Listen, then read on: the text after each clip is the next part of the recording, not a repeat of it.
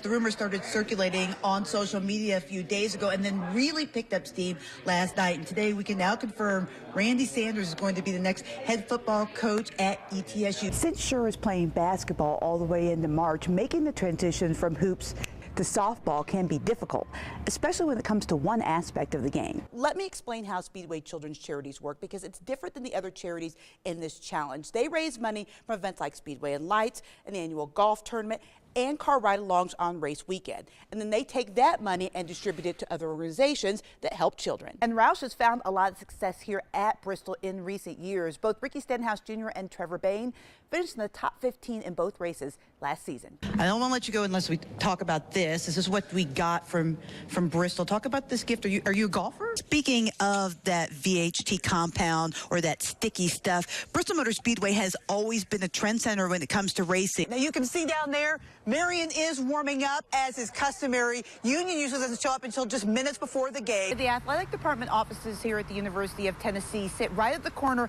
of Lake Loudon and Philip Fulmer Way. And as the search for a new head coach got messier and messier, fans began to call for their former national championship head coach to come back and lead the athletic department instead of John Currie. For the Knoxville Holstons, leading off, Augie at the ditch.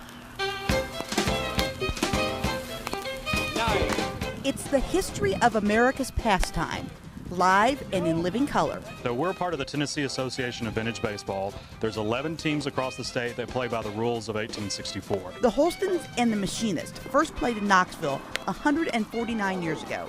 They brought their rivalry to Piney Flats to help show how much the game has changed. In the 1864 game, it was a very offense-driven game.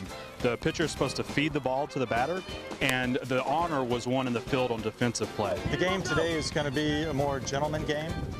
You'll see a lot more politeness, I think, on the field. People congratulating each other on good plays, good hits, well struck. 2 hands down. Every detail is as it was in the 1860s.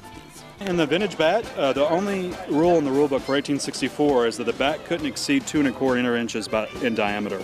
So the bat can be any length, any shape. It's going to look like the modern game of baseball, but there's a few wrinkles back to the 1864 rule book. First, it's barehanded, so we don't have gloves.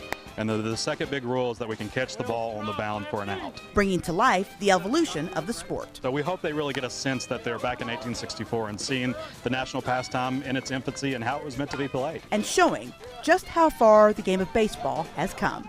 Getting the facts right in Piney Flats. Heather Williams, News 5 WCYB.